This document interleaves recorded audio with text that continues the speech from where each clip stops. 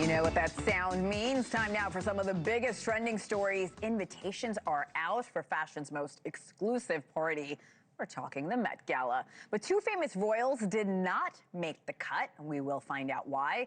Plus, Blake Lively, Justin Baldoni, they're heading to court again. But we will tell you the shocking new update in their ongoing legal battle. To tell us all about it is Paula Froelich here with The Scoop. Hello, friend. Hello. You look like you're getting ready for the Met Gala. You look so great today. Thank you. I love a little sparkle on a Saturday. Well, it's about a month away, the Met Gala. We all watch what people are wearing, who shows up, but one royal couple will not be going. Tell us who.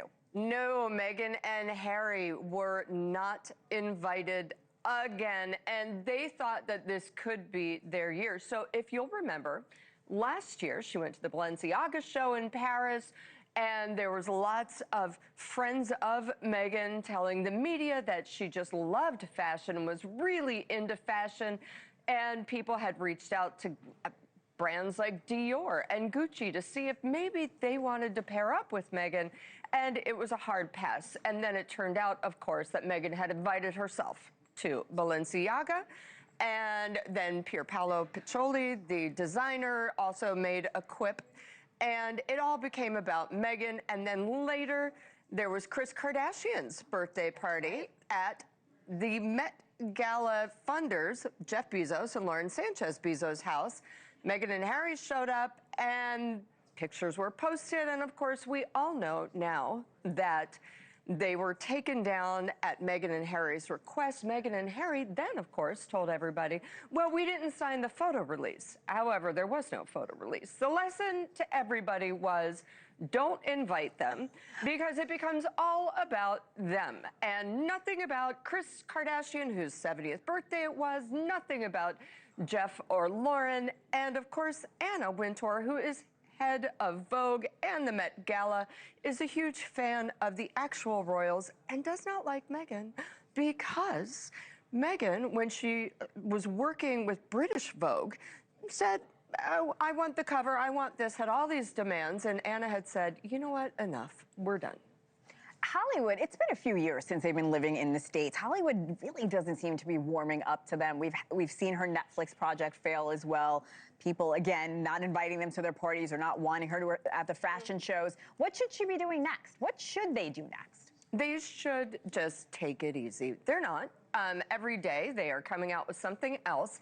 The other issue with Hollywood is you're talking about an area of the United States full of narcissists.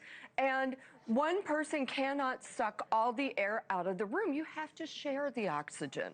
And people are not feeling that about them, not to mention, ever since the Variety article, they have no cachet right now, and people in Hollywood don't kind of want to be around somebody who they view as on the down, not on the rise.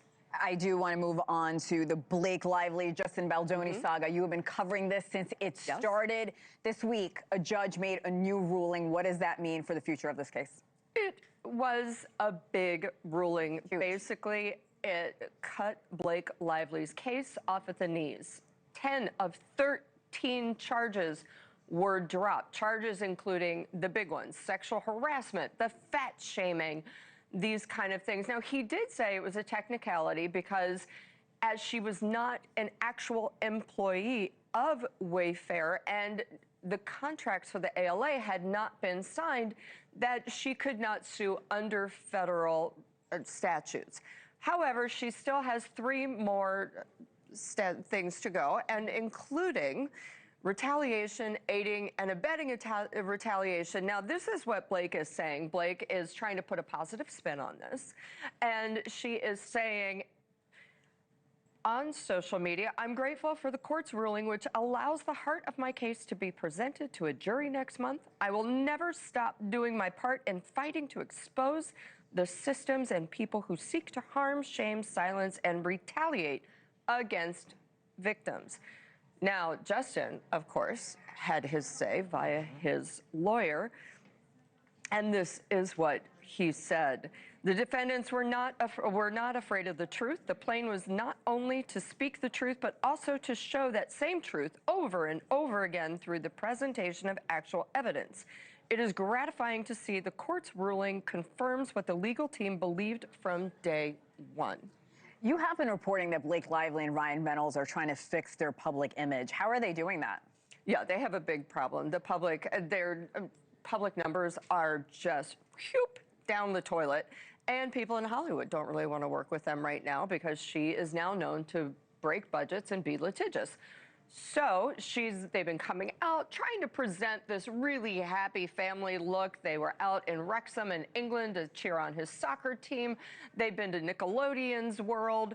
They've been all over on Broadway and trying to show they're happy. That was before the case was chopped off at the knees, however. We haven't seen her since then. We just heard that statement that you read. No, we have not. All right, Paula Froelich, thank you so much. Be sure to subscribe to the Scoop newsletter for the... Thank you for watching. Subscribe below and download our NewsNation app right now on your phone, and you will get fact-based, unbiased news for all Americans.